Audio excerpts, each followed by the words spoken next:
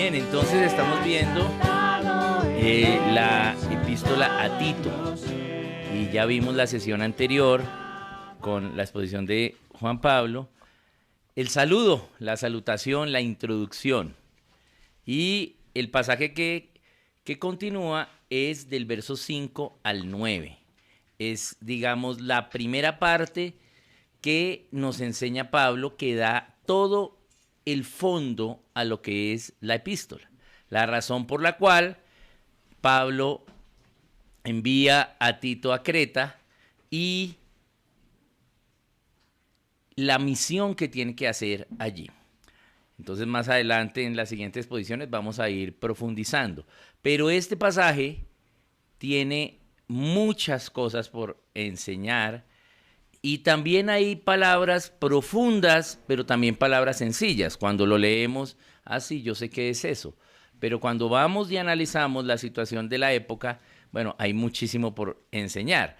Y son 19 cosas que Pablo le está dando a Tito como instrucción del Espíritu Santo respecto a la labor de establecer allí en Creta ancianos. Entonces vamos a disponernos a leer el pasaje. Es Tito, primer capítulo, del verso 5 al 9. Entonces nos dice: por esta causa te dejé en Creta, para que corrigieses lo deficiente y establecieses ancianos en cada ciudad, así como yo te mandé. El que fuera irreprensible, marido de una sola mujer y tenga hijos creyentes que no estén acusados de disolución ni rebeldía.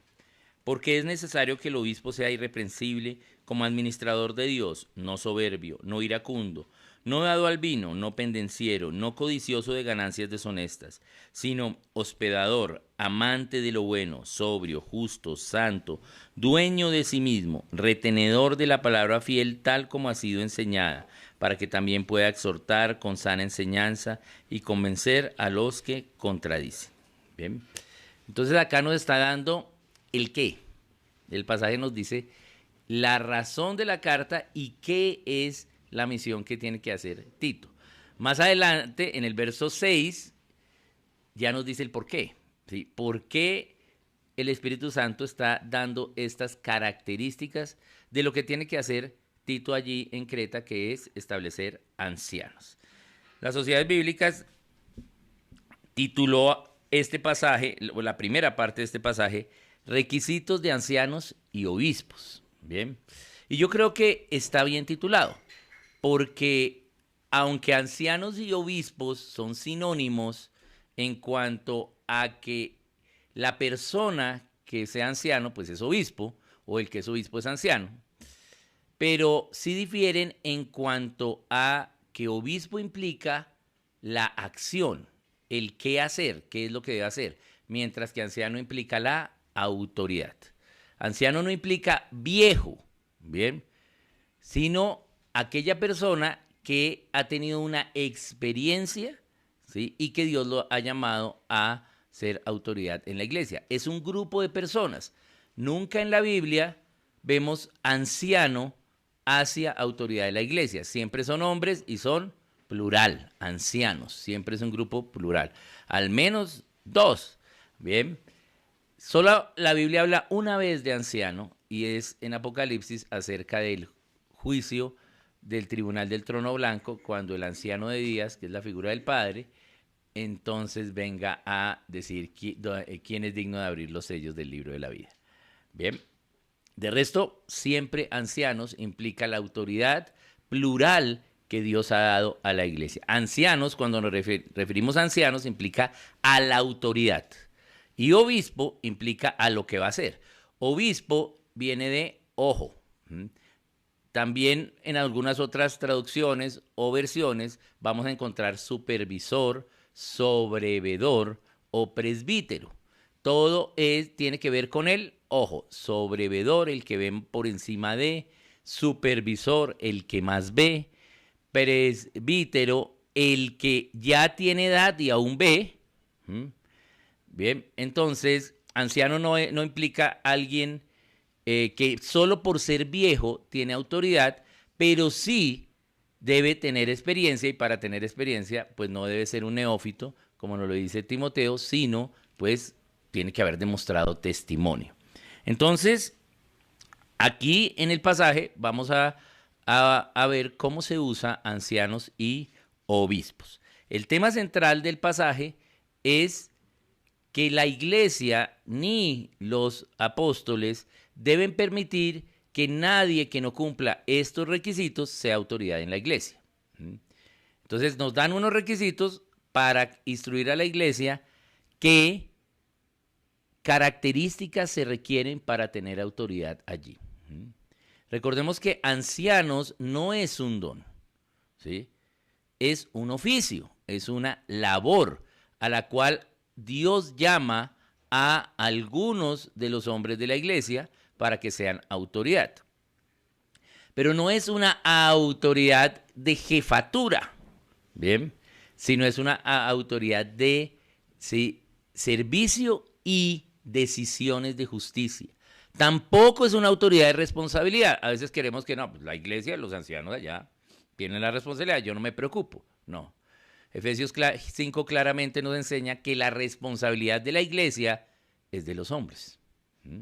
Todos los hombres adultos de la iglesia somos responsables de lo que pasa en la iglesia. Bien, ahora, dentro de esos hombres, ¿sí?, Dios va a llamar a algunos ancianos a que van a dirimir los asuntos, ¿sí?, respecto a las decisiones de autoridad, a exhortar, a corregir, y vamos a verlo cómo lo trata aquí en este pasaje, aunque más adelante lo explica más detalladamente. Entonces, hay unos estándares de Dios para la autoridad en la iglesia. Esos estándares son altos. Dios no da lugar, ¿sí?, a una autoridad mediocre. Son estándares altos, pero a veces los vemos como muy altos. Cuando leemos eso, decimos, no, pues, ¿quién va a ser anciano? Nadie, ¿cierto?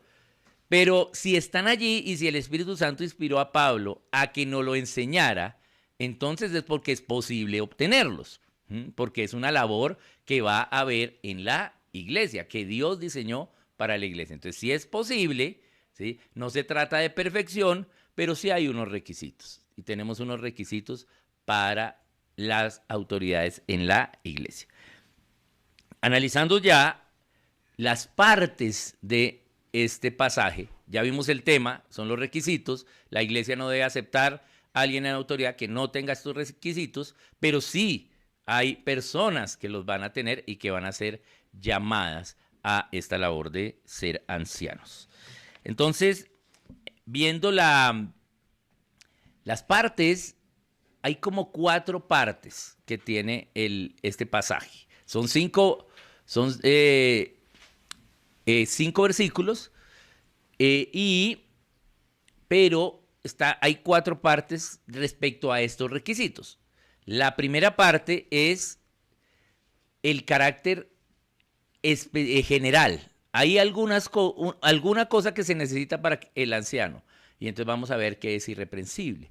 Pero luego empieza a hablar de algunas cosas, ¿sí?, de carácter que tiene que tener este anciano, porque irreprensible implica todo, que no tenga motivo de reprensión. Algunas cosas específicas y las trata de 2 formas. La primera en negativo, es decir, que no debe ser o tener un anciano. Y luego en positivo, que sí debe tener un anciano. Bien, esa es la otra. Y la parte final es hacia el ministerio del anciano. Aquí no trata en Tito todo lo que tiene que ver con el ministerio del anciano, pero sí trata lo que Tito debe enfatizar respecto al ministerio de los ancianos, porque era lo que faltaba en Creta. Entonces vamos a empezar con la primera parte que nos dice, por esta causa te dejé en Creta. Bien. Entonces, Pablo asignó a Tito a Creta. Y eso quiere decir que Creta ya había sido evangelizada. No me refiero a toda Creta de pronto, pero sí ya se había hecho un trabajo de obra. Ya habían hermanos en iglesias locales. Bien. Pero lo dejó en Creta para corregir, para corregir lo deficiente, ¿sí? Para que corrigieses lo deficiente. Y aquí, entonces, tenemos una presentación de qué sucede cuando la obra no se hizo correctamente. No tenemos una evidencia específica de quiénes hicieron la obra en Creta, no lo dice la Biblia, ¿bien? Pero la ubicación geográfica de Creta, que está a mitad de camino, que está cerca a las islas griegas de hoy, implica que fue una misión planeada, una misión de ir, no fue una misión de que íbamos pasando por allí, bueno, aquí nos abrieron las puertas, venga, predicamos. No, porque era una isla, no está tan cerca de las demás islas, pero está hacia esas islas. Entonces fue una misión planeada. ¿Bien? Y entonces fueron, enseñaron, los hermanos recibieron el evangelio, formaron las iglesias locales. Pero si se hizo la obra, entonces ¿por qué hay que ir a corregir lo que quedó deficiente? Podemos inferir que Pablo no hizo la obra en Creta. No porque Pablo fuese perfecto en su obra, pero sí porque Pablo tenía claro que había que establecer los ancianos. Lo vemos tanto en Timoteo, también lo vemos en las 2 cartas a los Corintios. Entonces, si acá quedó algo deficiente y que no se establecieron ancianos, pues podemos inferir que la obra no era, ¿sí?, del centro de Antioquía de Siria, o sea, la obra que coordinaba Pablo. Pudo ser de otros hermanos, pudo ser de Jerusalén o inclusive de algún otro centro. Bien. Respecto a la fecha, podemos también inferir que hubo hermanos desde el puerto que había allí en todas esas lugares respecto a esas islas griegas, pero el puerto allí era o por un lado hacia el occidente, ¿sí?, o por un lado hacia el este de ellas, y lo más cerca es el este, y la ciudad la ciudad más cerca interna a esa costa era Éfeso. Bien, entonces podríamos pensar, pero leyendo Efesios vemos que Efesios fue una iglesia que empezó con gran amor. Entonces podemos decir, sí, no, mucha gente empezó a hacer la obra, pero ya también vemos cómo terminó, ¿sí?, que se acabó la iglesia allí y hasta la ciudad se acabó. Entonces podríamos pensar que pudo de pronto pudo ser Creta una obra de Éfeso, debido a las rutas marítimas, también a la ubicación geográfica y pues a lo que sucedió en Éfeso, que fue ese avivamiento inicial. Entonces mucha gente tuvo que ir, está en la ruta más fácil desde Éfeso, podría ser, no hay evidencia, pero podría ser. ¿Por qué? Porque la obra no quedó bien. Y cuando tenemos efusividad, a veces nos dejamos dominar por las emociones. ¿Y por qué no quedó bien la obra? Porque hay que corregir lo deficiente. Porque el apóstol, el misionero, el que va a ese lugar, no puede abandonar ese lugar sino hasta que haya establecido los ancianos. Entonces, por eso dije, el tema central de este pasaje es que los apóstoles y la iglesia no debe permitir que un hombre que no cumpla estos requisitos tenga autoridad en la iglesia y sea anciano. ¿Apóstoles cuándo? Cuando es un campo blanco. Por ejemplo, entre nosotros, aquí ya no es un campo blanco, la iglesia en Suba, ya hay hermanos, ¿sí? Entonces ya los apóstoles no tienen autoridad de establecer los ancianos, sino es la misma iglesia. El apóstol, cuando no hay iglesia, evangeliza, empieza a enseñar a la iglesia, pero solo hasta que dentro de los hermanos hayan al menos 2 hombres con estas características, no se puede ir de esa obra. Pero cuando hay tanta necesidad y hay, digamos, un avivamiento de corazón, podemos ceder a las emociones y ver, bueno, aquí ustedes ya están ahí bien, entonces yo me voy a ir allí, que también faltan hermanos. Bien, y ya lo hemos enseñado anteriormente, cómo los problemas de la iglesia son culpa de los misioneros. ¿Por qué? Porque el misionero no establece bien la estructura de la iglesia y es tener los ancianos. Bien, entonces, claro, él por amor a la obra se va a otro lugar donde no hay cristianos, pero la Biblia dice, no debes de ir a ese lugar, sino tienes que quedarte y establecer los ancianos. Pero es que se están perdiendo, Dios, ¿sí? Dios sabe. ¿Sí? ¿Qué instrucción nos da? La mies es mucha, los obreros son pocos. Ora para que Dios mande obreros a esa mies. ¿Sí? O sea, lo que se necesita es más gente, ¿sí? No que tú hagas todo. Entonces, debido a eso, entonces, la obra en Creta, los misioneros la dejaron a mitad de camino. Entonces, no establecieron los ancianos. Y si no hay una autoridad local, entonces empiezan a haber disensiones, divisiones, gente que quiere el poder o gente que no se responsabiliza. Entonces, ahora hay problemas. Bien. Ya habían iglesias locales, pero no se establecieron ancianos. Habla de en cada ciudad. En cada ciudad implica no solo 2 ciudades. Cuando decimos en cada, al menos 3 ciudades de Creta había iglesia. ¿Bien? O sea, al menos 3 ciudades. Pueden ser más, no sabemos. Pero no se estableció bien la estructura de la iglesia. Entonces ahora habían problemas. Bien. Ellos se comportaban mal y estos problemas eran de diferente índole. Habían unos problemas de comportamiento. Por ejemplo, en el verso 10 al 12 nos dice, porque hay muchos contumaces, habladores de vanidades. Bien, eso era lo que sucedía allí. Había gente contumaz, engañadora, mayormente los de la circuncisión. O sea que aquí hay un dato. Había gente que salió de la diáspora, de la persecución, desde Jerusalén, o desde algunos otros lugares de Judea. Entonces, y ellos estaban teniendo muchos problemas, estaban ocasionando problemas, ¿bien? Entonces podríamos pensar que de pronto esta obra en Creta se hizo fue por la migración, por la persecución. Llegaron entonces algunos creyentes a Creta y se empezaron a reunir como iglesia y pues empezaron a evangelizar. Podría ser. También puede ser una opción porque había gente que venía de Judea, que era creyente. Pero claro, como no hay una autoridad de ancianos, entonces de pronto ellos se sintieron con más derecho de gobernar porque eran judíos y los otros habían sido gentiles.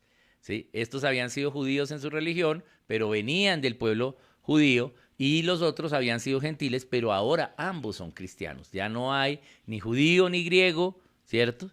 Pero eso pudo haber pasado. Entonces, habían problemas de comportamiento. Estas personas se comportaban mal en Creta. También habían problemas teológicos. Hay varios a lo largo de la carta, pero solo estoy dando a manera de ejemplo un versículo. En el verso 14 nos dicen, no atendiendo a fábulas judaicas, ni a mandamientos de hombres que se apartan de la verdad. Eso era un problema teológico que tenían. Tenían estos mismos judíos, eran también nuevos creyentes, ¿bien? Y querían imponer sus tradiciones judaicas, sus fábulas judaicas, ¿bien? Y querían entonces mezclar, hacer un sincretismo entre la cristiandad y el judaísmo. Bien, lo vemos hoy en día también. Hay bastante auge ahora de los judaizantes. Y lo vemos claramente que eso era uno de los problemas. Entonces había problemas comportamentales, pero también había problemas teológicos.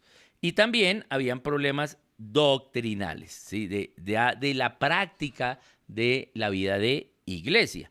Tenemos, por ejemplo, en el 2.1, pero tú habla lo que está de acuerdo con la sana doctrina.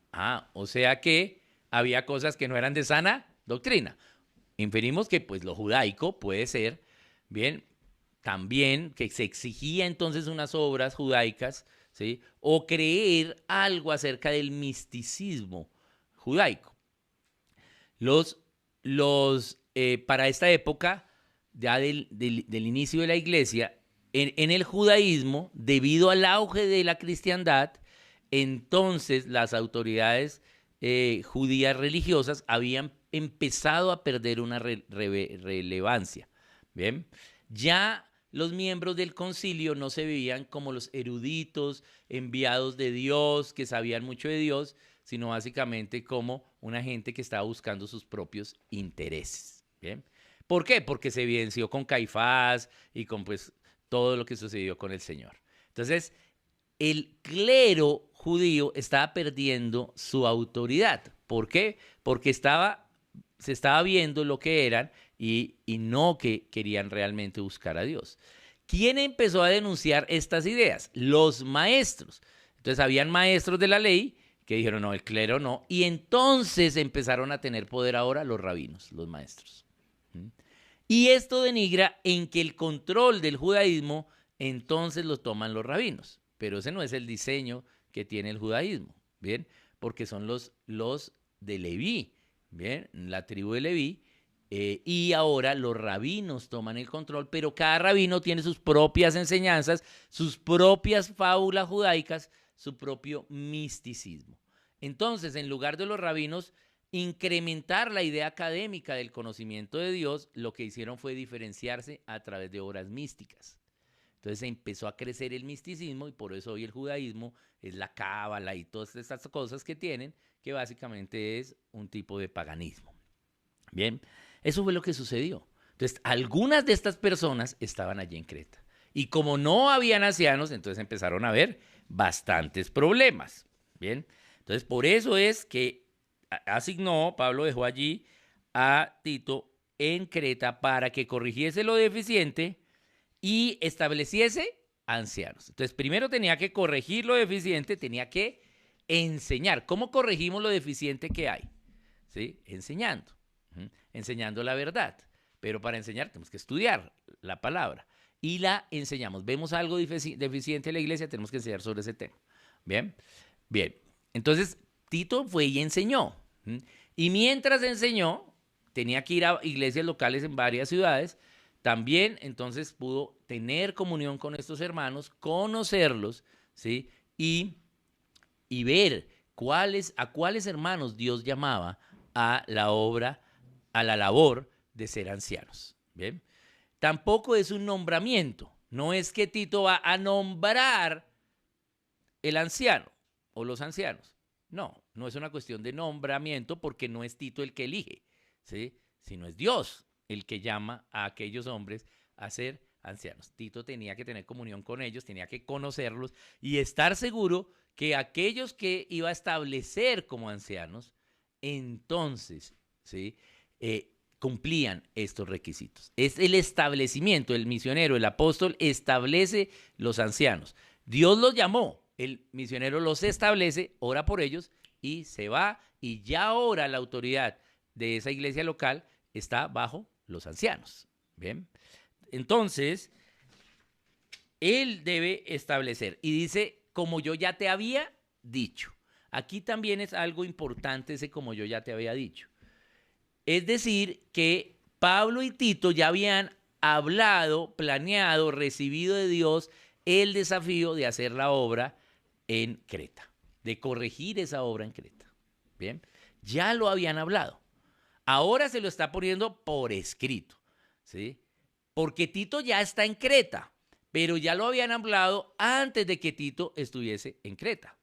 Entonces no solo vemos acá como, ay, ya que estás allá, bueno, encárgate de esos asuntos. No, hay una planeación de la obra, hay algo que el Espíritu Santo ha dicho respecto a la obra y la sana preocupación por la obra de los obreros. Bien, entonces tenemos este desafío ahora de verificar cómo mejoramos la situación en Creta. Entonces había un trabajo en equipo. No era que Pablo, ¿sí?, le está diciendo a Tito lo que él quiere, sino que ambos tenían conciencia de lo que sucedía en Creta. Y entonces tienen que establecer allí, corregir lo deficiente y establecer allí ancianos. Y le da luego las características. La primera es la del carácter cristiano general. Este anciano, ¿sí?, este obispo, ¿sí?, debe ser irreprensible. Entonces estos ancianos deben ser irreprensibles, ¿sí? Entonces aquí está hablando como persona, el anciano. Por eso dice, habla de los ancianos en el 5 y en el 6 dice los que sean irreprensibles. Cuando hablamos de anciano es el ser, la autoridad, el derecho que Dios le ha dado a tener un gobierno allí sobre la iglesia. Es el ser.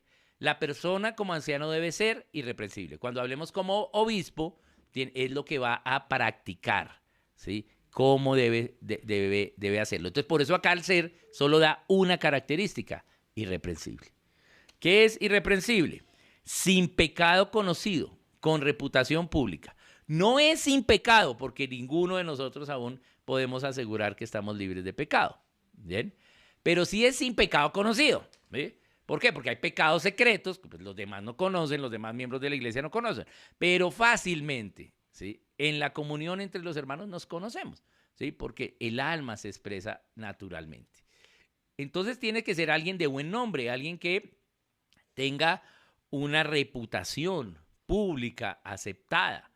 Bien, eso es, que no se pueda reprender por algo que obviamente sabemos que ha fallado, ¿sí? Pero que no se pueda reprender porque realmente tiene pecados como persona, pero no tiene un pecado público. Bien, eso es irreprensible, que él sea irreprensible.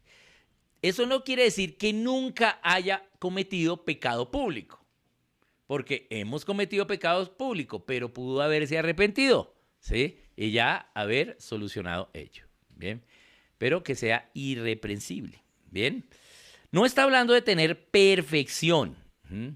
No es que tienen que ser perfectos, sino que quienes ocupan la autoridad en la iglesia no deben tener pecados que los pongan en duda, ¿sí? Que la gente pueda dudar de esa autoridad, ¿sí? Eso tampoco quiere decir que cuando estén en autoridad no vayan a pecar. Los ancianos pueden pecar, ¿cierto? Que no deben es otra cosa, pero igual que cualquiera de nosotros, ¿sí? Pues está propicio también para tomar una mala decisión y pecar. Entonces acá se refiere a que no haya duda de esa persona, ¿sí? A veces pueden haber algunas desconfianzas. Si hay alguna duda, alguien tiene hay algún guardado de esa persona, es mejor que el misionero escuche a las personas. La mayoría de las veces son chismes, calumnias, injurias, pero a veces sí es verdad. Entonces, debe ser irreprensible. Ese es el carácter cristiano general que tiene que tener el obispo. El segundo requisito está allí en el mismo verso 6, pero ya es de pureza y fidelidad. Todo lo demás está incluido entre irreprensible. Pero ahora vamos a especificar algunas cosas que se requieren. Y esta segunda tiene que ver con pureza y fidelidad. Dice marido de una sola mujer. Entonces, eso significa hombre de una mujer, esposo de una mujer. Bien, que solo tenga una mujer. Bien, que tenga pureza sexual, que no sea impuro, no sea inmoral, que tenga fidelidad con su esposa, que no sea adúltero, que no se haya casado nuevamente o que esté conviviendo con alguien diferente a quien se haya casado. Bien. Si aún pues, la mujer con que se casó vive, porque si ya la mujer con que se casó pues murió, pues ya es libre, entonces ahí sí pues puede volverse a casar. Bien. Y este pasaje se ha malinterpretado. Voy acá a mirar dos ideas de malinterpretación. No se refiere exclusivamente a que no sea adúltero, aunque claro, no debe ser adúltero, pero no solo se refiere al adulterio. Se refiere a la vida con su esposa, ¿sí? No solo es, no, pues yo no he adulterado, ¿sí? Pero trato mal a mi esposa, ¿sí? La denigro. No. Es que sea un hombre para esa mujer, ¿sí? Es decir, que tenga un testimonio de vida, ¿sí? Espiritual y en cada área con su esposa. Bien, no solo es que no haya adulterado, porque entonces no, pues es que no ha adulterado, pero ¿sí? Tienen una pésima relación, entonces no, eso no se puede aceptar. Entonces, aunque sí incluye que lo haya adulterado, no es lo único, ¿sí? Sino que tiene que tener una vida de pareja, de matrimonio, ¿sí? Correcto, ¿bien? Y también otra es que no se refiere a en contra de un viudo que se haya vuelto a casar. a decir, no, usted no puede ser anciano porque usted, sí, usted ya estuvo casado, su esposa se murió y ya no puede ser anciano. No, ¿cierto? Porque entonces ningún viudo podría ser anciano, ¿bien? Pero el viudo queda libre totalmente de toda la ley cuando su esposa se muere. Entonces puede, ¿sí? Bien, casarse nuevamente, ¿sí? Y tenerlo. Inclusive, bien, podría, ¿sí? Un anciano viudo, que es viudo, o sea, un viudo ser anciano. Porque más adelante vamos a ver que tiene unos requisitos respecto a los hijos. Pero como se casó y tuvo hijos y esos hijos ya están en sujeción, entonces no hay problema, ¿bien? Pero no es que un viudo no pueda ser anciano, ¿bien? Porque eso también se ha usado. No, pues usted ya, su esposa murió, entonces ya usted no es marido de ella, ¿sí? Pero fue. Entonces, ¿cómo fue su vida con ella? Pero si fue un viudo que fue bien calavera con la esposa, pues ese no puede ser, ¿cierto? No puede ser. Bien, entonces, tener en cuenta esta idea, ¿bien? Bien. Luego entonces nos da más. Ya habló del matrimonio, pero ahora va a hablar de la familia, ¿bien? Y dice que tenga hijos creyentes. Es decir, que sus hijos sean cristianos. Pero, ¿cómo yo puedo asegurar como padre que mis hijos van a ser cristianos? No puedo. Ser cristiano es un atributo individual. Pero, sí, Dios nos ha dado a los padres la autoridad sobre los hijos para enseñarles la verdad. Y si yo hago mi labor de enseñarles la verdad, ellos van a ser cristianos. ¿Sí? Porque hay una promesa de eso, ¿cierto? Hay una promesa en la Biblia acerca de tu generación, ¿cierto? Pero tú tienes que hacer tu parte, enseñarles la verdad. Y deben ser creyentes sus hijos, ¿bien? ¿Por qué es un requisito que los hijos sean creyentes para que alguien sea anciano? Porque hay un paralelismo entre estas instrucciones que le da a Tito con las que le dio a Timoteo. No se usan las mismas palabras siempre, pero a Timoteo también le está diciendo, bueno, establece allá a los ancianos en Éfeso. Y allí en Timoteo capítulo 2, primera Timoteo capítulo 2, nos dice que cómo alguien va a tener autoridad en la iglesia si no tiene autoridad en su casa. ¿Sí? ¿Y eso a qué tiene que ver? Tiene que ver a las esferas de gobierno. ¿Sí? La primera autoridad que Dios nos dio fue nosotros mismos. Por eso tengo que amarme a mí para poder amar al prójimo. O sea que mi primera autoridad de gobierno soy yo mismo. Es decir, la forma de gobierno allí es el autogobierno. Yo decido voluntariamente obedecer la verdad. Pero fuera de mí está la familia. Y la familia también es una autoridad de gobierno. Los padres gobiernan a los hijos. Hasta que los hijos sean adultos y ya no estén en la casa. Bien. Entonces, hay una autoridad como familia que es inmediatamente siguiente a la del individuo. Es más la autoridad del individuo que la de la familia. Porque mi familia puede ser loca y yo ser cristiano. Bien. Pero es más la autoridad de la familia que la de la iglesia. Porque en la iglesia pueden estar enseñando barbaridades, pero yo a mi familia le voy a enseñar lo correcto. ¿Sí? Entonces, debe haber demostrado una capacidad de gobierno mayor, que es la familia, para poder, ¿sí?, gobernar la iglesia. Es decir, ¿sí?, para poder ejercer la labor de anciano, pues tiene que demostrar que va a poder hacerlo. Entonces, ¿cómo lo demuestra? Teniendo una experticia en un gobierno superior. Bien, es decir, que el dicho que si quiere ser cura, tiene que prepararse para ser papa.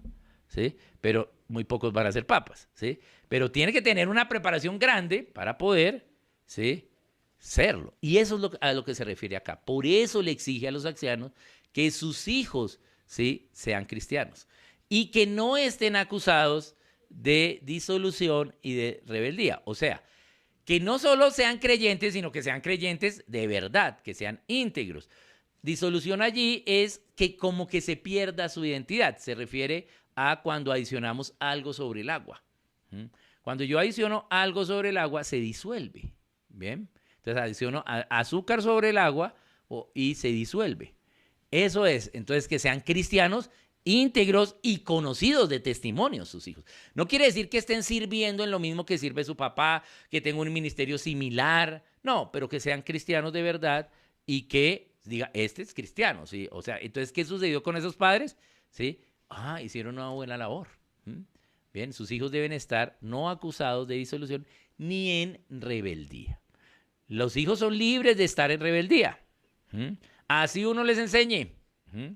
Bien, pero si están en rebeldía implica, ¿sí?, que, y están con ellos, porque pues, si su hijo ya es adulto y ya no vive con usted, pues usted no tiene autoridad sobre el hijo. No le podemos exigir a un anciano que su hijo adulto que está casado y que por allá hizo cosas indebidas, entonces que el anciano no puede ser anciano, por eso no, porque ya ese hijo no está bajo su autoridad. Se refiere a los hijos menores o a los hijos adultos que aún están con ellos, ¿bien? Pero allí, entonces, ellos pueden ser rebeldes, ¿sí? Y ahí entonces implica que hubo alguna falla de gobierno, ¿sí? Porque los hijos pueden ser rebeldes, pero nosotros tenemos un gobierno para, ¿sí?, poder controlar esa rebeldía. Entonces, se refiere a eso, que no sean rebeldes, ¿sí? Lastimosamente, muchas veces, por los dos lados se causa, ya sea por la misma familia cristiana, donde hay alguien en liderazgo de la iglesia, o por la iglesia misma, ¿sí?, que los hijos de los líderes son los que más se ven, ¿sí? Entonces, el padre quiere que su hijo sea perfecto para que la iglesia no diga nada. Y la iglesia está mirando solo a los hijos de los líderes para ver que, pero los demás hijos no están igual. Entonces, a veces eso puede generar una situación de tensión que va a llegar a la rebeldía en esos hijos, o a veces también al rechazo. Bien, entonces ese rechazo implica, sí, soy cristiano, voy a la iglesia, sí, aquí hago lo que toca, pero mi vida no es cristiana, tengo una doble vida, tengo una indiferencia con el evangelio, con vivir los principios de Dios. Esa es la disolución. O la rebeldía, entonces reacciono también ante esa presión, ¿sí?, y me vuelvo un rebelde. Y no es lo que Dios quiere para que alguien gobierne la iglesia. Tiene que tener un gobierno en la casa. Bien, entonces tiene que ser hijos creyentes y buenos cristianos. Bien, luego entonces sigue diciendo ahora en el 7. Estábamos hablando de las características generales que debe tener un anciano. Bien, entonces ahora nos dice negativo en el verso 7, lo que no debe ser un anciano. Aquí está hecho en negativo. Entonces de nuevo vuelve a poner irreprensible, pero note que ya no como anciano, sino como obispo. O sea, en la primera tiene que ser una persona irreprensible, pero ahora sus actos como anciano tienen que ser irreprensibles, porque puede ser que haya un anciano que empiece a hacer cosas malas, ¿sí? Entonces la iglesia tiene autoridad. Los demás ancianos, ¿sí?, tienen que resolver esa situación, y si no, la iglesia. Bien, sus actos también deben ser irreprensibles ya en la práctica, ya mirando cómo es la iglesia, administrando, ¿sí?, la reunión local, ¿sí? Entonces, sus actos como anciano deben también ser irreprensibles, sin pecados conocidos, con una reputación pública. Bien, los actos de este anciano deben ser confiables. Todos debemos estar descansados en tener estos ancianos. Debemos estar contentos de que estas personas hayan aceptado el llamado de Dios para ser ancianos. Bien, entonces por eso allí pone irreprensible en cuanto a la función de ser anciano. Bien. Luego entonces, en el mismo verso 7, en negativo, ya nos da unos caracteres específicos, porque acá como obispo es todas las labores que va a tener como ancianos, que realmente no son muchas. Bien. Pero ahora va a dar, ¿sí?, un carácter específico que tiene que tener ese anciano, y empieza con lo que no debe hacer. O sea, ¿cuál es el mal carácter que no tiene que tener? Y en el mismo verso 7, entonces lo va a empezar a proponer, y tenemos no soberbio. Entonces en el 7 nos dice en negativo, esto es lo que no debe tener de carácter, y en el 8 lo que sí debe tener. No soberbio, es decir, que no sea voluntarioso, ¿sí?, que no sea orgulloso en sí mismo, sabio en sí mismo, que no tenga un interés egoísta en él, que no le quede grande la autoridad de ser anciano, que no se vanaglorie de ello, sino que inclusive tenga temor de Dios, porque a los ancianos le van a exigir, ¿sí?, la responsabilidad de autoridad. Además, que son hombres, también la responsabilidad de la iglesia. Pero a nosotros los hombres que no somos ancianos, pues solo la responsabilidad de la iglesia. Pero a los que son ancianos, entonces, además de la responsabilidad de qué sucedió como iglesia, ¿cómo ejerciste tú la autoridad en ella? Bien, wow, más difícil. Entonces, que no sean arrogantes, que no sean orgullosos, porque ese orgullo es la raíz de el pecado. Bien, entonces gente apacible, gente mansa, ¿bien? Gente humilde debe ser, no soberbio, no una persona soberbia. Una persona que escuche a veces a la iglesia y que a veces también escuche respecto a él mismo como persona y también en su labor como obispo, ¿bien? También nos dice no iracundo, que no tenga ira. No se refiere a explosiones de ira ocasionales, ¿sí? Porque la Biblia nos da lugar, por la dureza de nuestro corazón, a airarnos, a irarnos, ¿bien? Pero no debemos llegar al pecado después de que nos airamos, ¿bien? Entonces no se refiere a que alguna otra vez tuve ira, no. Eso es malo también, ¿sí? Pero, o sea, el airarnos y pecar. Pero se refiere a una propensión de molestia, a una propensión de ira, ¿sí? A una persona que se mueve a ira fácilmente, una persona poco paciente, ¿bien? Una persona que todo le molesta, una persona con poca misericordia, con poca gracia, ¿bien? A veces por el celo de el beneficio y la paz y lo bueno en la iglesia, entonces exige a los hermanos y se molesta porque los hermanos no son perfectos, ¿sí? Pero la iglesia no es un lugar de perfección, ¿sí? Bien, no vamos a ser perfectos hasta que no hayamos salvado nuestra alma y recibido la salvación del cuerpo, nuestro cuerpo glorioso.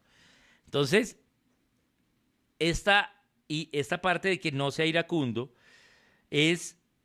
la trata en 2 Timoteo como no contencioso, ¿sí? Que no contenga a las otras personas por lo que él quiera. Puede ser que las otras personas estén en algo mal, pero ¿cómo resolverlo? No con violencia, no con ira, sino precisamente al final nos dice cómo hacerlo, con exhortación.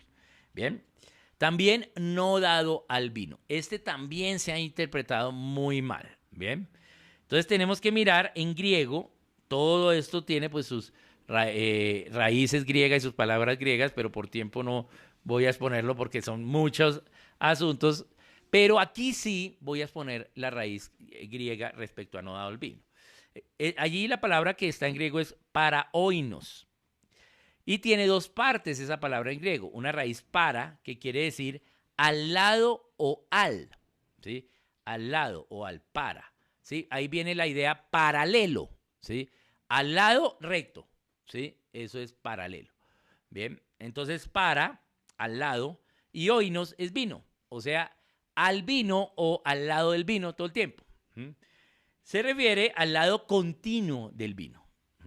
No es solo que algún día se tomó algo de vino, sino que es una labor continua, el consumo de vino que cause pérdida de alerta mental, bien, pérdida de compostura, bien, a eso se refiere, pérdida del buen juicio, porque el anciano tiene que tener buen juicio.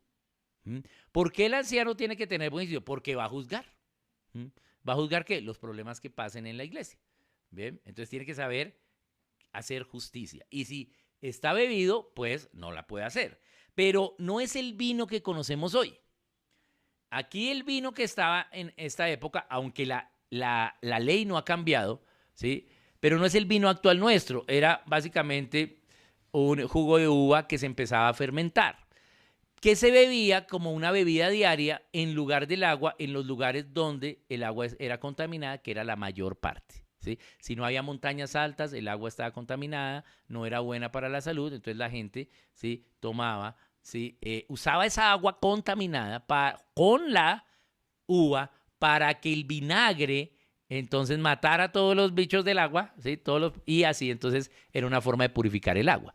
Pero básicamente ese jugo de uva se empezaba a fermentar con el tiempo, porque había que dejarlo fermentar un poquito para producir algo de vinagre y que matara, purificara el agua. Era una forma de potabilización del agua. Y luego entonces ese vino se mezclaba con esa agua, según la tradición, en una proporción de 8 a 10 partes de agua por una parte de vino. O sea, eso era básicamente muy diluido. ¿Sí? No es un vino del grado alcohólico que tenemos hoy. ¿Sí? Porque ahora tenemos estas bebidas alcohólicas, porque ya sabemos potabilizar el agua. Entonces ya no potabilizamos el agua ¿sí? con el vinagre, ¿sí? Sino con el cloro. Entonces, ahora tenemos vinos de mucho más alto grado alcohólico. Entonces, para que una persona perdiese la mente, empezase a perder el buen juicio y su compostura, tenía que estar ahí sentado, dele y dele, ¿sí? Bien, porque el grado alcohólico era muy pequeño. Entonces, a eso es lo que se refiere. No se refiere a que, no, el anciano se tomó allá en ese brindis de ese matrimonio un poquito de champaña, no, ya toca quitarlo de ser anciano. No, se refiere a una cuestión continua. ¿Por qué? Porque el grado alcohólico era menor, entonces es alguien que está ahí al ladito del vino, por eso es para ahí al lado de él y dele, ¿sí? Alguien que quiera estar bebiendo, ¿sí? Alguien que esté cercano al vino para emborracharse. El anciano no debe perder el control de sí mismo, entonces pues por eso tenemos esta. Bien, ahora, ¿a qué todos los cristianos? ¿Sí? Debemos saber que no debemos ser piedra de tropiezo. No quiere decir que algún día no te puedas disfrutar, hoy en día, no puedas disfrutar de un vino o una cerveza, pero tienes que saber dónde lo haces. ¿Sí? ¿Por qué? Porque puede ser piedra de tropiezo para los pequeñitos, para los inmaduros en Cristo aún. ¿Sí? Bien, no está mal que te tomes a veces algo, pero lo que está mal es que te embriagues. ¿Sí? Porque no debes embriagar con el vino. Lo que pasa es que los organismos son diferentes y algunos se embriagan con uno y otros con 6. Pero aquí se refiere al que quiere estar embriagado. Bien, entonces, importante ello. Si uno es anciano, ya el agua está potable, ya no necesito beber vino. Sí, pues no tengo que estar bebiendo. A veces inclusive, ¿sí? Mejor evitar para no caer en tentación. A veces uno está mal parqueado y dice, uy, mire, está en público, si estás en público. ¿Sí? No es una cuestión de hipocresía, sino es una cuestión de prudencia, ¿sí? Bien, porque tiene una autoridad. Pero algún día podemos tomarnos algo, ¿sí? Ahora además hay bebidas no alcohólicas, ¿bien? O con grados de alcohol muy bajos, ¿sí? Bien. Entonces las bebimos como aperitivos para la comida, ¿sí? Para disfrutar el arte de hacerlo, pero no para emborracharnos. ¿Bien? Entonces eso es clave acá, pero también estar claros de que si tenemos esa autoridad, pues debemos, ¿sí? Eso es un yugo que tenemos y debemos ser prudentes, ¿no? En esto. Bien, entonces esto era el vino. El que sigue es no pendenciero. No peleador. Uno diría, pero es que ¿por qué? Pues es obvio. Sí, o sea, no sé por qué el Espíritu Santo lo puso ahí. O sea, una persona peleadora no va a ser líder de nada, ¿sí? Pero el Espíritu Santo inspiró a Pablo a que escribiera esto. Que no sea peleador, combativo, que tenga un espíritu apacible, manso, ¿sí? Que así tenga la razón, no lleve a la pelea, ¿bien? Diferente es que tenga la razón y pueda enseñar la verdad, ¿sí? Esto no quiere decir que entonces no enseñe la verdad y se haga el que no ve el pecado de la iglesia. No, tiene que poder enseñarlo y poder corregir a veces también, pero no de una manera violenta, no en pelea, ¿sí? No quiere decir que no haya confrontación. Puede haber confrontación, pero de la manera que lo vamos a ver más adelante de cómo debe hacerlo. Bien, pero no peleando. No puede ser una persona que pelee así tenga la razón. O una persona que produzca la confrontación, ¿sí? Para luego lograr ser más fuerte y ganar. No, a veces va a haber confrontación. ¿Por qué? Porque tenemos que defender la verdad, pero hay una metodología para ello. Bien, bien. Entonces, no peleador, ¿sí? También aquí se refiere a que no pelee no solo de boca, sino también físicamente. Y uno dice, pero ¿cómo vamos a tener un anciano que se agarra los puños con la gente? ¿Cierto? ¿Cómo va a estar eso allí? Pero es que en esa época las cosas se solucionaban fácilmente a los puños. ¿Sí? Bien. De ahí vino luego las ideas de los duelos. ¿Sí? Que los duelos es, me hiciste esto, vamos a duelo y nos matamos. Y yo, ¿cómo así? Pero esa era una forma de solucionar las cosas, a los puños. Bien.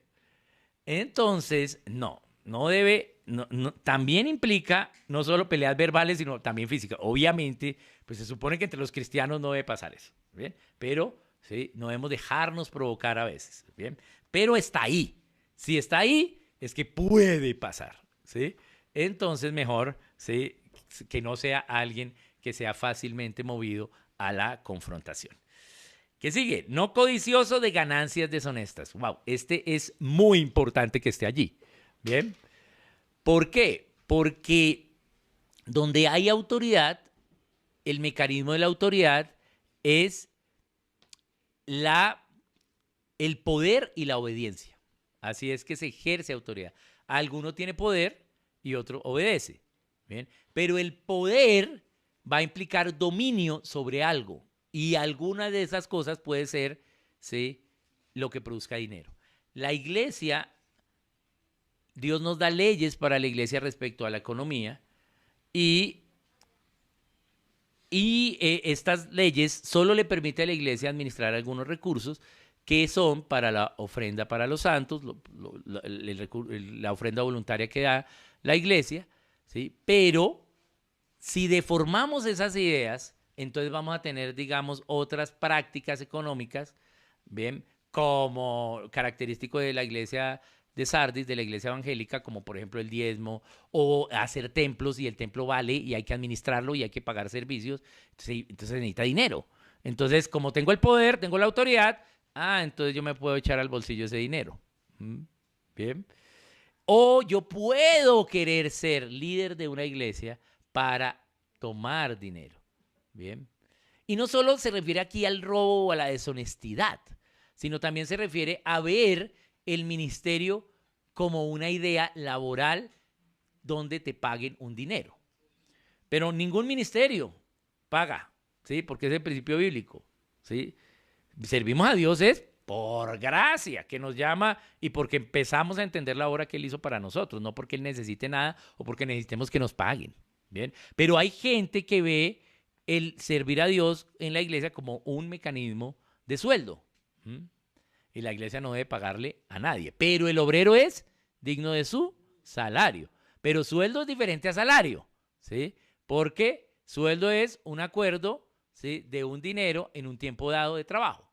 Mientras que salario, ¿sí?, no es fijo como el sueldo, sino es variable, ¿sí? El precio de la sal era lo que eran las acciones hoy, ¿sí? O sea, el cambio, ¿sí? La moneda de cambio era la sal. Entonces la sal a veces había mucha sal. ¿Qué pasaba con la sal? Estaba barata, ¿sí? Y cuando no había poca sal, entonces ¿qué pasa con la sal? Estaba cara. Y como era el medio del trueque, era el dinero, la sal era el dinero, entonces pues variaba. Entonces el obrero es digno de su salario, pero por las ofrendas que Dios llama a las personas, que es una de las 4 leyes económicas que debemos tener los cristianos, y es ofrendar a los santos que están en la obra del ministerio a tiempo completo, o sea, aquellos que no tienen sueldo. Bien, entonces hay gente que ve esto como una oportunidad laboral. Y entonces quieren codiciar, eso es deshonesto ganar ese dinero, ¿sí? El anciano no debe tener un sueldo. Bien, ¿por qué? Porque es una labor. Ahora, ¿sí?, si es un ministro a tiempo completo, pero no tiene sueldo por ser anciano, sino por ser ministro a tiempo completo, ¿sí? Bien, y no tener sueldo. Eso es diferente. Pero no tiene sueldo, sino salario. Bien, y ya no es una cuestión de la iglesia y de la estructura de la iglesia que venga a ver todo lo que vamos a ofrendar para el salario aquí. Esto no. Es algo personal, ¿sí? O es algo de que la iglesia recoge, pero no como un requisito sino la iglesia se le da una ofrenda y los hermanos diáconos pues la administran socorriendo a los hermanos pobres, a los santos pobres o a lo que Dios guíe a la iglesia, pero no es una cuestión de sueldo para los ancianos. Entonces, esto viene del griego aishrokerde. Mi griego no es muy bueno. Aishrokerde, que se compone de aistros, que quiere decir sucio, ruin y vergonzoso. Y kerdos, que quiere decir ganancia o lucro. Es decir, toda ganancia sucia, ¿sí? Inmoral, ¿sí? Se refiere a avaricia, se refiere a que hagamos de la iglesia una forma de sustento como sueldo, una empresa familiar, una corporación, una empresa que nos pague sueldo a todos nosotros. ¿Bien? Entonces vemos a veces reuniones de hermanos que son empresas familiares, ¿sí? Y toda la familia tiene los cargos y les pagan, ¿sí? Con lo que la gente da. Eso es una ganancia deshonesta, porque la Biblia nos dice qué hacer con lo que la gente da. Bien, entonces vemos empresas familiares, vemos opciones laborales, pero Dios requiere que el anciano no esté allí por dinero, sino esté allí por el llamado que le da Dios. ¿Sí? Bien, bien. Nos da también una de esas cuatro, las 4 leyes financieras para los cristianos hoy, ¿sí? Son la ofrenda para los santos pobres, la ofrenda para los santos que están a tiempo, o sea, que no tienen sueldo, que están siempre en la obra, trabajando, ¿sí? Y una tercera es la honra a los ancianos, ¿cierto? Y honra implica honra de respeto, pero también implica honra económica, o sea que también debemos dar una ofrenda a los ancianos que están a tiempo completo. ¿Bien? Entonces, pero eso es una de las labores y se hace personalmente. Bien, bien. Y eso, digamos, respecto a no codicioso de ganancias deshonestas. Ahora, entonces viene el verso 8. Ahora lo que sí debe ser. ¿Qué es lo que sí debe ser?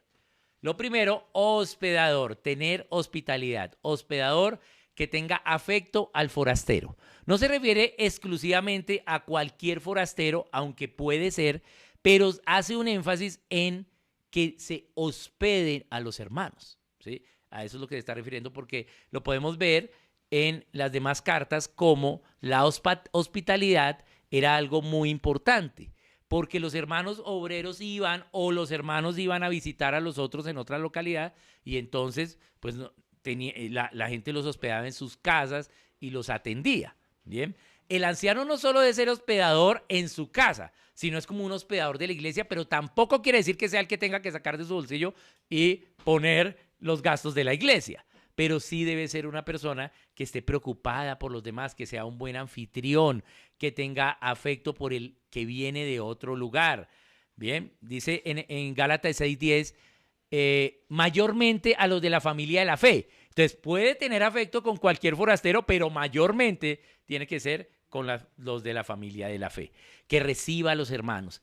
Debe ser alguien que tenga habilidades sociales. No debe ser por allá un engreído ermitaño que sabe mucha teología, que sabe mucha Biblia, que hasta predica bien, pero eso por allá todo guardado, eso no se ve con nadie, le molesta que la gente le hable. No puede ser un anciano, ¿sí? ¿Por qué? Porque tiene que tener actividades sociales, pero tampoco puede ser un entretenedor, un payaso, ¿sí? Pero sí tener lo que llamamos don de gente, ¿sí? O recibir al hermano, a los hermanos y tener como esa idea social. Tiene que tener habilidades sociales. No un amargado o un ermitaño. Tampoco por el otro lado, alguien que se da totalmente a la gente descuidando su familia, que usa su dinero por los otros y no cumple la responsabilidad. Bien, porque es claro que aquel que no lo usa correctamente es peor que un incrédulo. Bien, entonces tampoco darse por los otros, ese es el otro extremo de ese centro de verdad, ¿sí? Pero pues no ser un ermitaño, tiene que ser alguien que, digamos, tenga algo de carisma, ¿bien? Como carisma con las personas, ¿bien? Eso es hospedador, recibir, que sea una persona que reciba correctamente. Amante de lo bueno, esta también es así, obvia, ¿sí? Obvia, pero ¿por qué también está acá? ¿Por qué el anciano debe querer hacer lo bueno? Pues obvio, Dios, ¿sí? Pero no se refiere solo a que sea alguien que haga buenas obras, sino a que naturalmente tenga afecto por lo bueno y decida lo bueno de manera natural. No es una cuestión de obras externas, sí se necesita que las haga, pero va más al fondo, aquí en griego al fondo interno de alguien que siempre busque el bien, ¿sí? Que alguien que siempre quiera lo bueno, ¿bien? Que quiera tomar decisiones siempre hacia el bien, hacia el bien. Podemos entenderlo con sinónimos como piadoso, como virtuoso, como una persona que siempre tienda hacia el bien, ¿bien? Entonces se refiere más a lo interno, ¿sí? Como el querer hacer el bien, ¿bien? No una persona que tenga maquinaciones, que planee cosas para lograr un objetivo, sino que siempre esté buscando lo bueno. Sobrio. Literalmente acá la palabra sobrio en griego es salvar la mente. Es lo que quiere decir, salvar la mente. O sea, que su mente esté salva, que su mente no esté afectada. Sobrio a veces lo unimos o lo ligamos fácilmente con no estar borracho. Pero sí es verdad, si yo no estoy borracho, pues tengo mi mente salvada y no la he perdido. ¿Sí? No he perdido mi mente. Pero no solo se refiere a eso, se refiere de mente sana, que esté en control de su mente. Y corresponde en el paralelismo en 2 Timoteo, prudente también. ¿Sí? Una persona que sepa cuándo actuar de acuerdo a su mente. Tener control de lo que piensa. Superar la tentación de los malos pensamientos. Porque van a venir malos pensamientos. No quiere decir que los ancianos no piensen mal, ¿sí? Pero que tenga control de su mente, que pueda llevar cautivo todos esos pensamientos a la obediencia en Cristo Jesús. Recuerden, en una enseñanza pasada hablamos de cómo decidir, ¿cierto?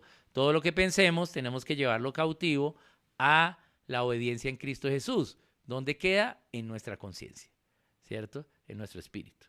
Entonces, lo que yo piense, porque puede ser bueno o malo, tengo que llevarlo a la conciencia. Y eso que pienso, la conciencia que me dice, es bueno. Entonces lo hago. No, la conciencia me dice es malo. Entonces no lo hago. Esa es la forma. Entonces acá se refiere a eso, a que tenga control de la mente, que sepa decidir, ¿bien? Y que sea usable, o sea, que emplee la mente en la realidad, ¿sí? No se refiere a que sea solo alguien que haga buenas cosas, sino que en su mente tenga la verdad. Sea una persona que sepa lo correcto. Podríamos decir aquí sabio, pero sabio implica actuar siempre así. Pero acá el Espíritu Santo está haciendo un énfasis en la mente, que tenga los conceptos correctos en la mente y los busque siempre aplicar. Bien, la sabiduría se refiere más al hacer, pero aquí lo sobrio se refiere a dominio de lo correcto en su mente. Bien, entonces tiene que ser una persona que quiera meter lo correcto en su mente, que tenga mejores pensamientos cada vez. Bien, bien, justo. Este justo y santo son correlativos, porque están hablando muy cerca, ¿sí? Ellos dos. Entonces vamos a mirar el justo. Justo quiere decir apegado al código, ¿sí? Justo es apegado, muy pegado. Justo es pegado al código. La justicia es estar apegado al código y justo es apegado, pegado. Entonces, pegado a la Biblia. Una persona que sepa lo que es apropiado, lo que es correcto y lo practique. Bien. Que su proceder sea apegado a las leyes. De nuevo, no es ausencia de pecado, pero sí un testimonio de obedecer la ley de Dios. Pero acá justo se refiere a que en lo externo podamos ver que esa persona está apegada a la ley. Entonces aquí justo se refiere a lo externo, las obras que tienen las personas, lo que dice y hace. Como anciano, como exhorta, ¿sí? Es en lo externo, es correcto. Se refiere aquí justo a lo externo. ¿Bien? También que tenga buen juicio. Su juicio debe ser justo. Es decir, que decía justamente. No porque esta es la persona que más ofrenda, entonces ahora ya lo nombramos diácono y luego lo vamos a nombrar anciano. No, sino que o que sea justo y no se ponga hacia un lado o hacia el otro, hacia el que más ofrenda le acepte los pecados y al que no ofrenda entonces le tire todo el peso de la ley. No, tiene que tener juicio justo, que sepa decidir sobre evidencias, que tenga evidencias para decir, no sobre rumores, no sobre chismes, no sobre conveniencias, no sobre gustos agradables de personas. Es que esta persona me cae bien y me trajo este chisme, pero le voy a creer. ¿sí? No, ¿sí? Tiene que tener evidencia, tiene que ser un juicio justo, ¿sí? Porque le va a tocar hacer juicio sobre los problemas que pase en la iglesia. Bien, por ejemplo, una situación, los ancianos tienen una situación, hay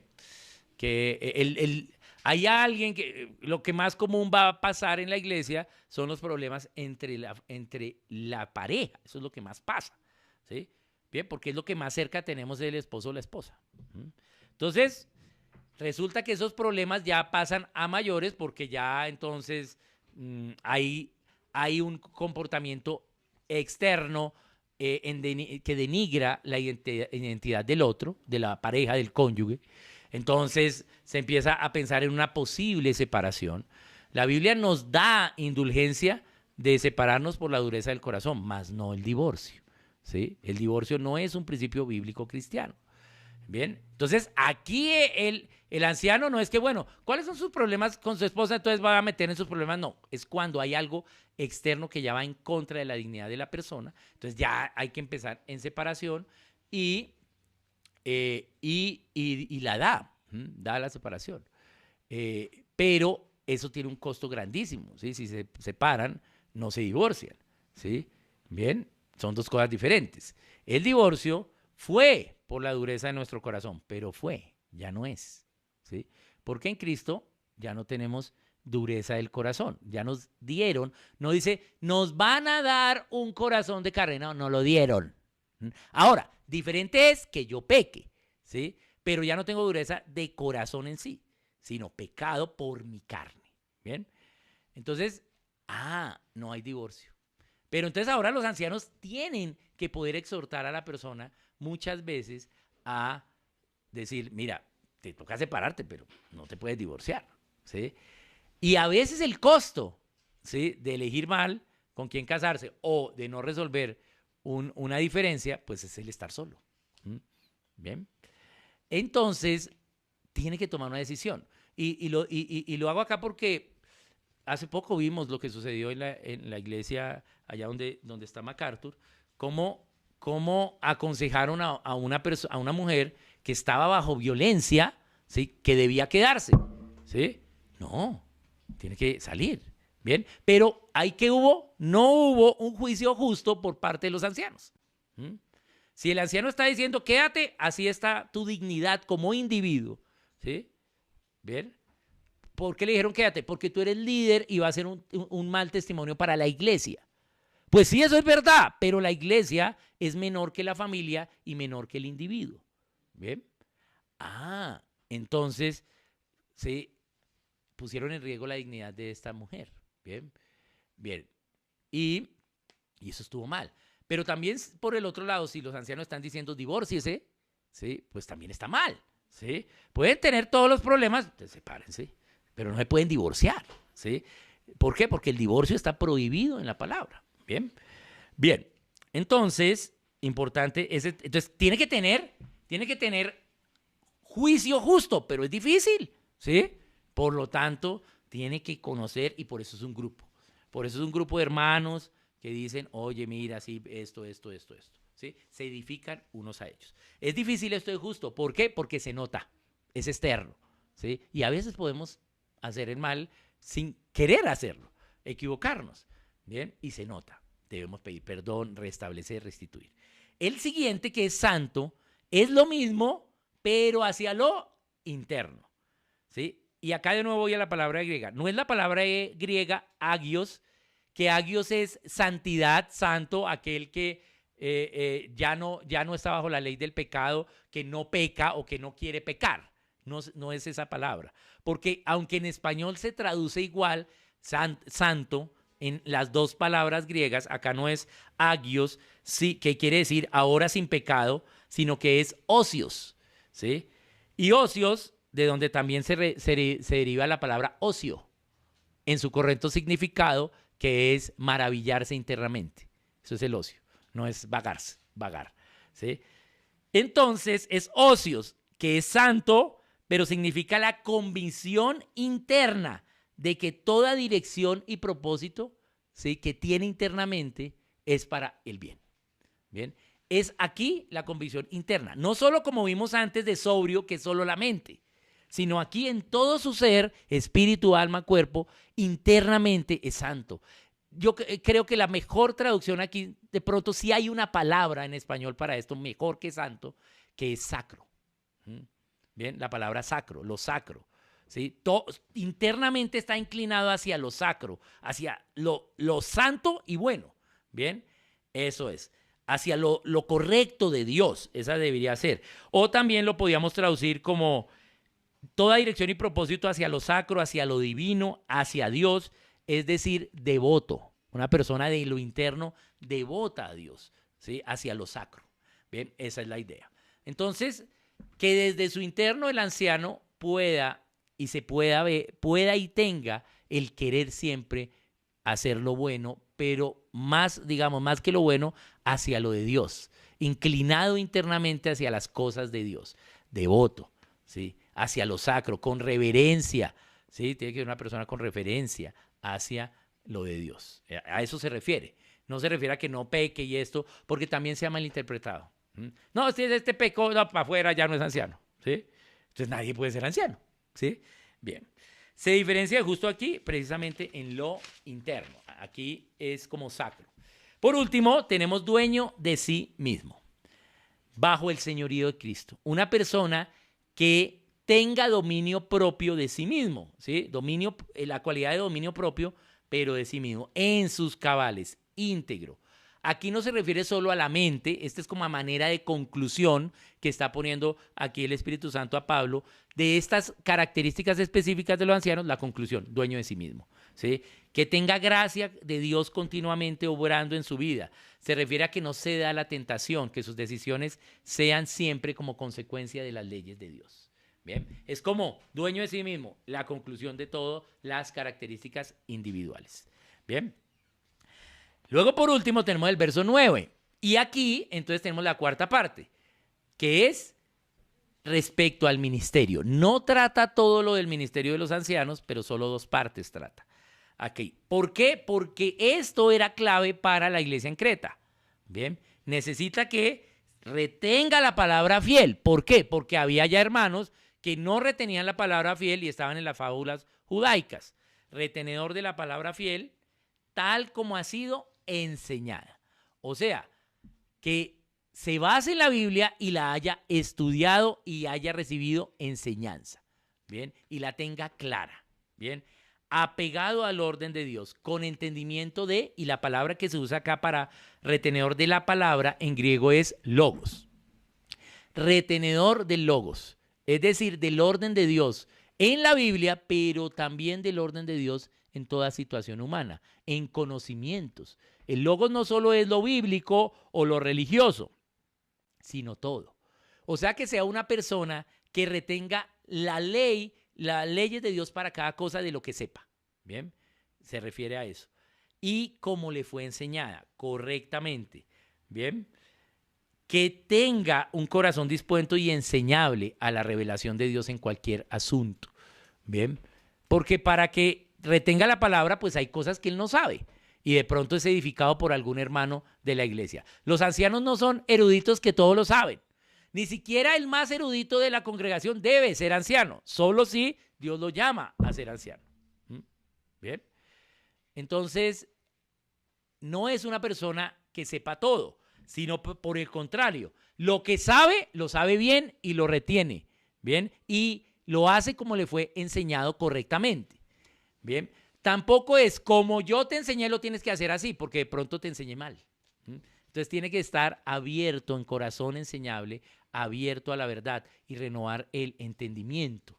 Bien, esta persona tiene que ser estudioso de la Biblia, tiene que ser una persona que sepa, que estudia la Biblia, que cuide las leyes de Dios, que viva y que las enseñe. Aquí hay una cosa clave también. Puede ser anciano y no tener el don de maestro. Porque el don de maestro es diferente a enseñar, porque enseñar es una disciplina espiritual. Todo cristiano tiene que enseñar, pero enseñamos de diferentes formas. Los que somos maestros enseñamos académicamente y tenemos una maestría, por eso somos maestros, somos másteres en un tema, dominamos un tema, ¿sí? O varios temas, eso es ser maestro.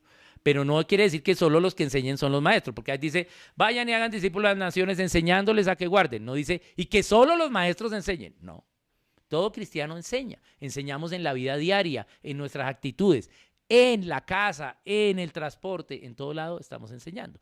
Y entonces tiene que ser una persona que enseñe. Bien, entonces el ser maestro no es un don necesario para ser anciano, pero sí el enseñar. Bien, inclusive, ¿sí?, el predicar, ¿sí? El predicar solo es un tipo de enseñanza, que es la que se hace ante, ¿sí?, la iglesia. Pero solo es un tipo de enseñanza. Puede ser que no, puede ser anciano, ¿sí?, y que enseñe de otras formas, ¿sí? No es requisito necesario que predique, pero obviamente si estudia la Biblia y tiene y para enseñar, pues puede predicar. De pronto no estoy diciendo que sea el mejor que predique, y no el que mejor predique debe ser anciano, ¿bien? Pero solo es un tipo de enseñanza también, ¿bien? Bien. Listo, eso es retenedor de la palabra, ¿bien? ¿Y cómo lo va a hacer? El primero es, tiene que retener la palabra como le ha sido enseñada. Y ahora, ¿qué va a hacer con la gente si ya retuvo la palabra, la tiene clara, sabe qué es lo que hay que hacer? Ahora, ¿cómo lo va a hacer? ¿Cómo lo va a hacer? Exhortando con sana enseñanza y convenciendo a los que contradicen. Exhortar. ¿Qué es exhortar? Volver a la fe, a la verdad. Hacer a una persona que se está apartando de la verdad, a través de la exposición de la verdad, hacerla volver a la fe en esa verdad. Eso es exhortar. Es uno de los dones. No toda la persona que tiene don de exhortación es la que exhorta, porque exhortar también es una disciplina espiritual. Alguien nos dice algo y yo digo, no, mira, no es así. ¿Sí? La palabra dice esto, ya, ahí estás exhortando. ¿Sí? No solo estás enseñando, sino exhortar es que con tu enseñanza, ¿sí?, la persona vuelve a la fe. Tú logras, ¿sí?, que esta persona vuelva a la fe. Quien tiene don de exhortación son aquellos hermanos que sirven en el ministerio de consejería, que ya tienen paciencia de escuchar personas. Yo no tengo esa exhortación, entonces yo ya te digo, mire, este es tu problema, si yo sé, mira, esto es lo que dice la Biblia, chao, ¿sí? Pero hay gente que tiene el don de exhortación y se sienta, mi esposa, ¿sí? Tiene don de exhortación y entonces, pues por eso es que es psicóloga. Bien, entonces, ese es el don de exhortación. Pero el anciano tiene que ejercer la disciplina de exhortación. De nuevo, no tiene que tener el don de exhortación para ser anciano, pero sí hay una disciplina espiritual que es la exhortación. Debe llevar a las personas, porque tienes que solucionar problemas. Alguien puede tener una teoría de doctrina diferente, tiene que exponer la palabra, enseñar y llevar a la persona a la verdad. Entonces, ¿cómo lo hace? Con amor. Mostrar la verdad y llevar de nuevo a ella, urgir y animar a decidir por la verdad. Lo hace con enseñanza correcta, de la forma correcta. ¿Cuál es la forma correcta? Verdad con amor, ¿sí? A veces lo hacemos con mucha verdad y con poco amor, o a veces por amor no enseñamos la verdad, y eso realmente no es amor, ¿sí? Entonces, verdad con amor, eso es lo que tiene que hacer el anciano. Tiene que tener el don de gente para poderte decir en la cara, estás re equivocado, ¿sí?, pero te amo y vamos para adelante, ¿sí? Eso es así. Eso es lo que tiene que hacer un anciano. ¿Cómo convencer? ¿Cómo? Y la Biblia nos lo enseña, sin ínfulas académicas. Puede ser súper erudito, pero sin ínfulas académicas, sino en amor, pero sin negociar la verdad. La palabra lo enseña en 1 de Pedro 3:15. Estad preparado para presentar defensa ante todo aquel que te demande la razón de tu fe. ¿Pero cómo? Con mansedumbre. Está preparado con mansedumbre, mansamente. Y eso es lo que tiene que hacer el anciano, mansamente, sin negociar la verdad, llevar y resolver el problema, ¿sí?, que está sucediendo. ¿Bien? Esas son características del anciano. No hay aquí en este pasaje una conclusión, porque hasta ahora nos está diciendo, mira, esto es lo que tienes que hacer, los ancianos tienen esto, pero en el verso siguiente, que es el 10, nos va a decir por qué. Entonces, en la próxima enseñanza vamos a ver el por qué y luego sí hay una conclusión de todo este pasaje. Pero acá solo nos expuso qué es lo que se necesita. Esto es lo que tienes que hacer y para establecer ancianos, esto es lo que necesitas. Pero ahora le va a decir por qué debe ser así. ¿Bien? Debemos tener una diferencia en lo que sucede en Creta a lo que sucede en Éfeso, segunda Timoteo y Tito, aunque son cartas consecutivas que tratan problemas de la iglesia y cómo solucionarlos. ¿Ven? Hay una diferencia, y es que en Creta, ¿sí? Las cosas estaban desbarajustadas. En Éfeso, ¿sí? Se estaban armando, ¿sí? Y habían problemas, pero en Creta ya se había caído todo el edificio. Entonces, a veces las palabras que usa aquí son un poquito más fuertes de las que usa en Timoteo. ¿Por qué? Porque hay más problemas en Creta. Pero ambos son requisitos para los ancianos, ¿sí? Cuando estamos haciendo la obra puede haber desafíos y cosas malas. Pero también cuando abandonamos la obra y ahora hay que volverla a construir, pues a veces necesitamos ser más fuertes porque hay más problemas. Los problemas que había en Creta eran más graves de los que había en Éfeso. entonces, para la próxima sesión, con la exposición que hagan los hermanos, vamos a continuar de por qué es que puso estos requisitos. Muchas gracias.